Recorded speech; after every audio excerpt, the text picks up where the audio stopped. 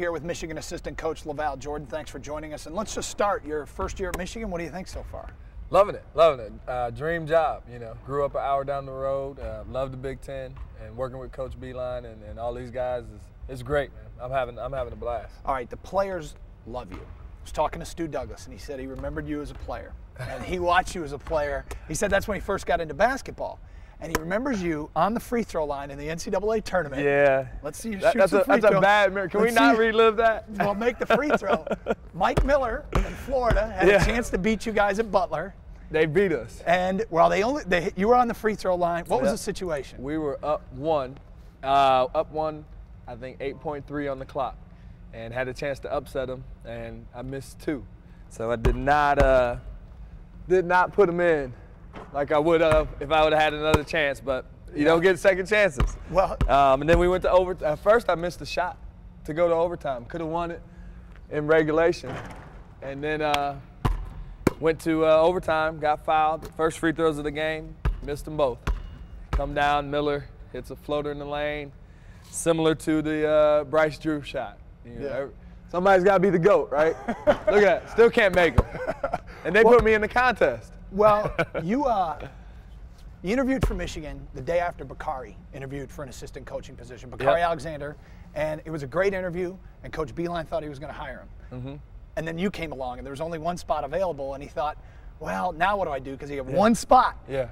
Did you know you were going up against Bakari? Did you know that it was going to be a tough call?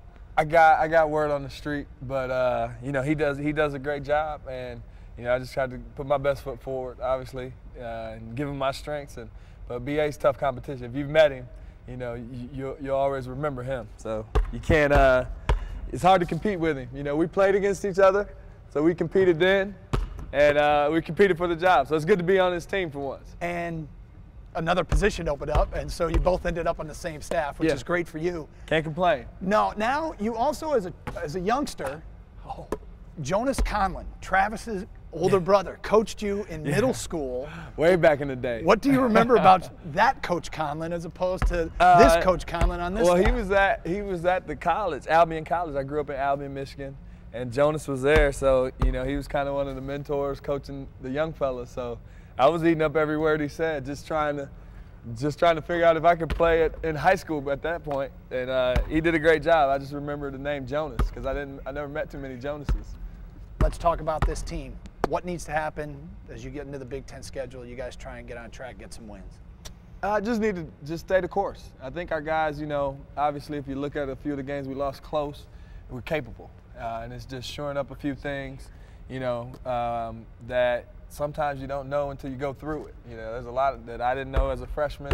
It's like my father used to tell me, you'd be a lot better off if you just listen to me. But sometimes you got to bump your head, get back up and fight and understand what you did wrong and keep moving forward. Just stay the course. But got a great group, so we just got to keep moving forward. Why do you think the players like you so much? Why do you think you relate so well to them? I don't know. I paid them all to say that. No, I'm joking. No, I think, you know, it wasn't too far. It's getting further every day, but not too far removed from the game. Myself, Travis, and Bakari, you know, we all played Division I and kind of lived the life that they're living. Not at this level. Travis did it, but did have some success. And you know, I just try to talk to them about leaving a legacy. I just from that Florida game, you know, back at my alma mater at Butler. Now you look at them, and you can always go back, and people always remember, you know, when it kind of started, the group that got it going. So that's fun for these guys. I just tell them how much fun it is, and challenge them to do it every day. Coach, thanks for your time. Best of luck. Appreciate it. Appreciate it.